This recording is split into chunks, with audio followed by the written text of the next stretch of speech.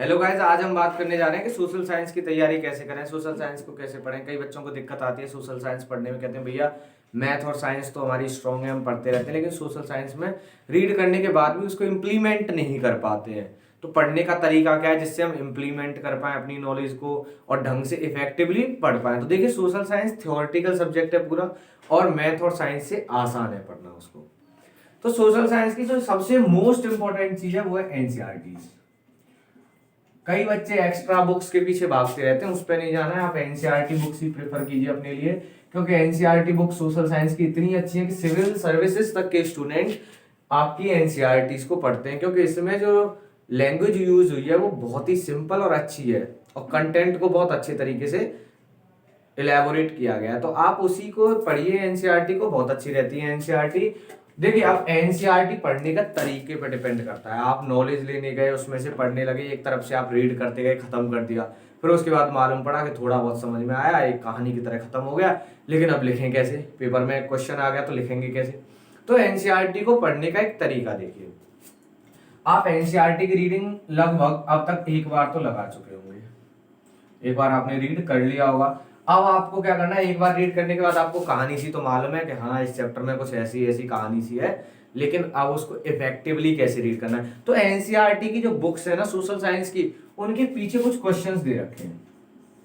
वो जो क्वेश्चंस दे रखे हैं टेक्स्ट क्वेश्चंस करके, हर चैप्टर के पीछे क्वेश्चंस मिल जाएंगे। आप अब चैप्टर रीड करने से पहले उन क्वेश्चंस को रीड कीजिए कि क्वेश्चन में क्या है, ध्यान से। सबसे ज्यादा फोकस उस टाइम होना चाहिए आपका जब आप उन क्वेश्चंस को रीड कर रहे हो, जिससे आपके दिमाग में कुछ देर के लिए वो याद रहे कि वो क्वेश्चन क्या थे।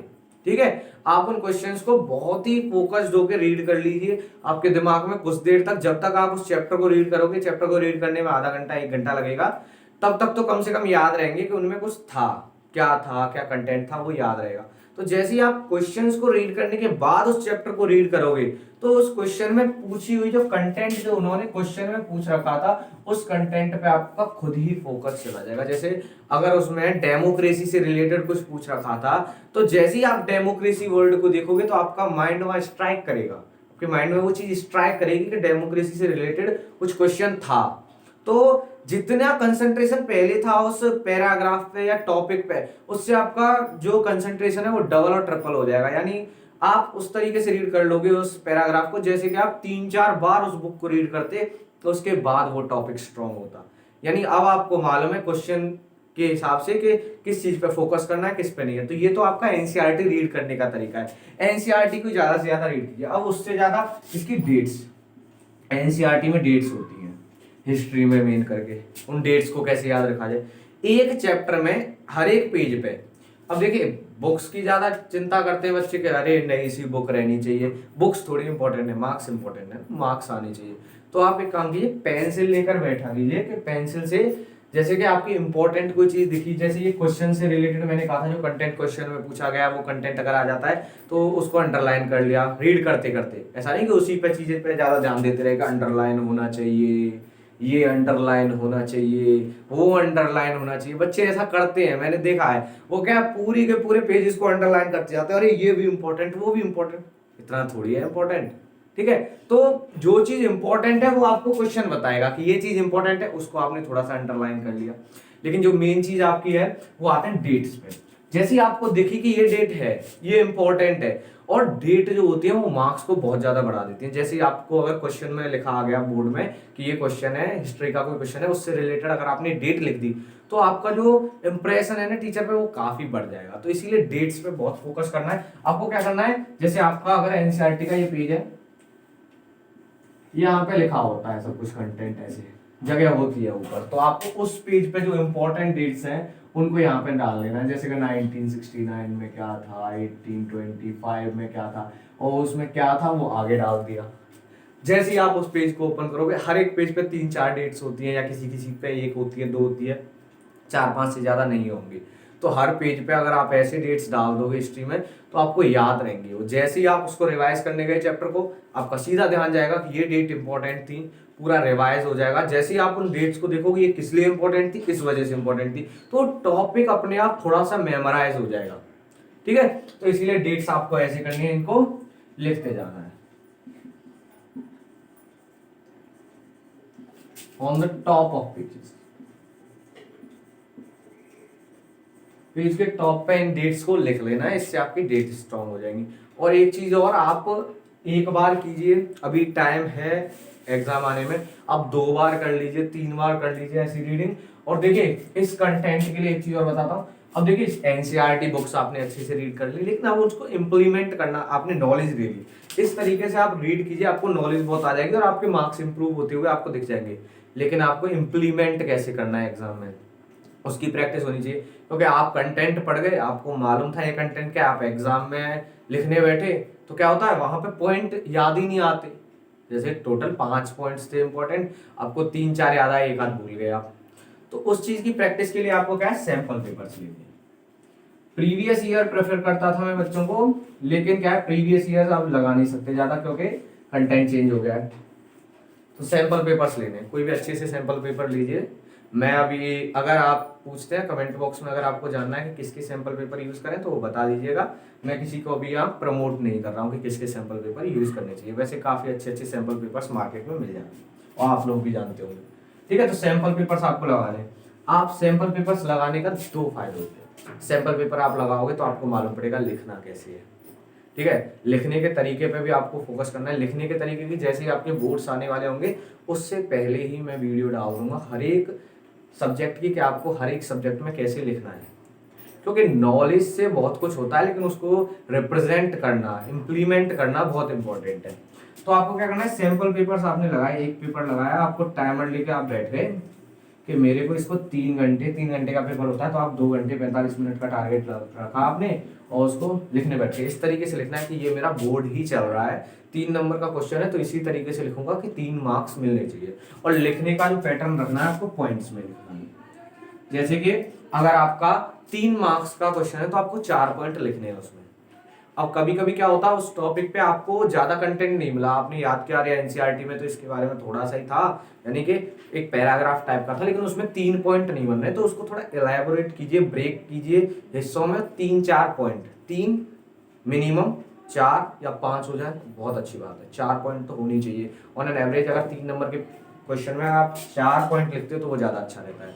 तो 4 पॉइंट आप उसमें ऐसे लिखिए, पॉइंट में लिखते हैं तो मार्क्स मिलते हैं। और एक चीज और, उसको दिखाने के लिए टीचर को कि हाँ बच्चे को नॉलेज है और ये 3-4 नंबर के लायक लिखा है उसने, तो क्या करना है, हर एक पॉइंट के बाद एक लाइन छोड़ दीजिए। क्योंकि अगर 3 पॉइंट आपने लगातार लिख दिए तो 3 लाइन में खत्म, या एक आध पॉइंट 1.5-2 लाइन में जाएगा तो 4-5 लाइन में खत्म, वो तो ऐसा लगेगा कि आपने 2 नंबर के क्वेश्चन की तरह लिख रखा है। तो आपको क्या करना है, गैप छोड़ छोड़ के उसमें लिखोगे तो आप दिखेगा कि हाँ 3 नंबर के लायक है। ऐसे ही 5 नंबर का है तो 6-7 पॉइंट लिखिए।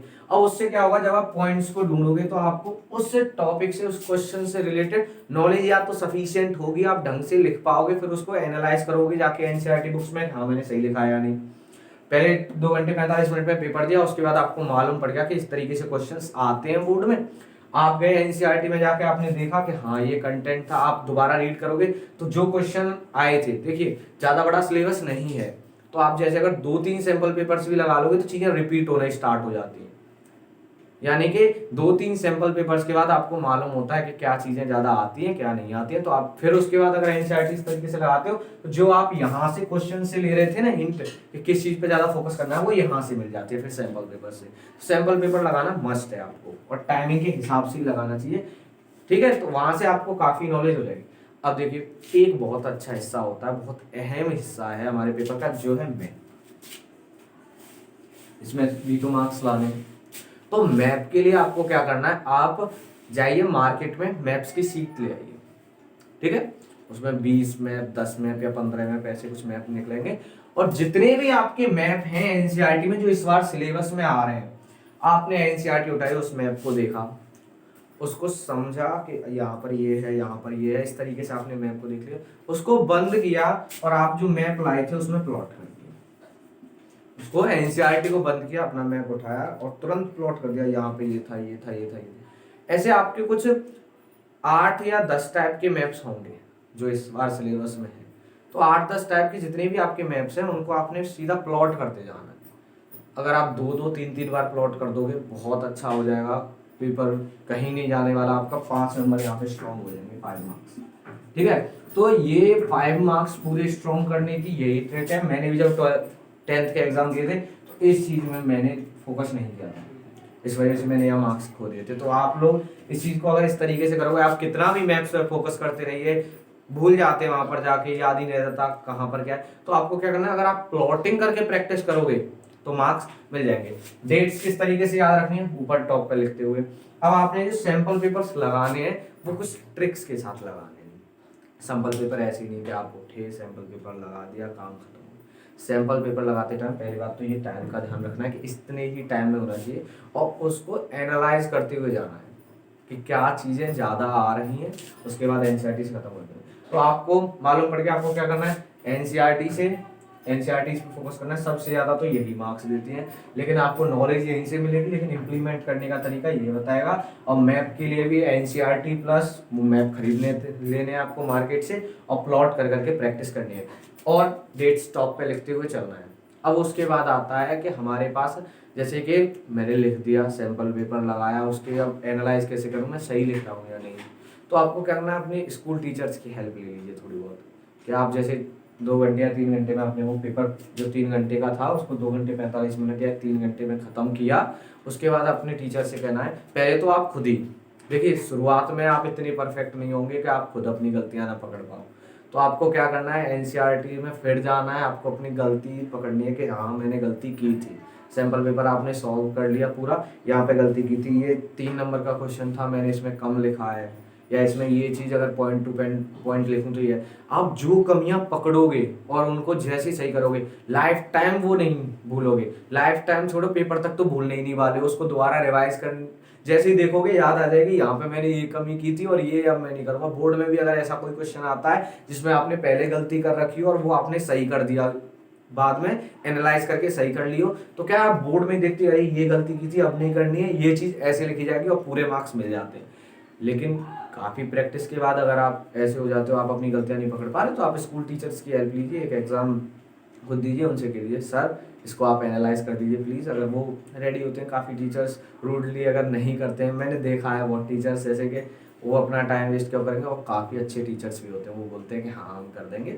तो अगर आपके अच्छे टीचर हैं, वैसे तो टीचर तो सभी अच्छे होते हैं जहाँ तक, तो वो कर देंगे, आपको गलतियाँ बता देंगे, आप उनसे कहिए मेरी ज़्यादा से ज़्यादा गलती बताइए, उसके बाद आप उसको सही कर लीजिए और आपको मालूम पड़ जाएगा क्या तरीका। आप उनसे कंसल्ट कीजिए कि सर क्या ये सफिशिएंट है मार्क्स लेने के लिए, किस तरीके से और लिखूँ मार्क्स लेने के लिए। देखिए पॉइंट्स में लिखना है, और जैसे ही आपके बोर्ड्स करीब आने वाले होंगे मैं आपको बता दूंगा किस तरीके से आपको लिखना है, पूरा पैटर्न सोशल साइंस का। और ये जो तरीके मैं बता रहा हूँ ये पर्सनली मेरी एक स्टूडेंट है उसने यूज़ किए थे, उसके भी पूरे तरीके हैं।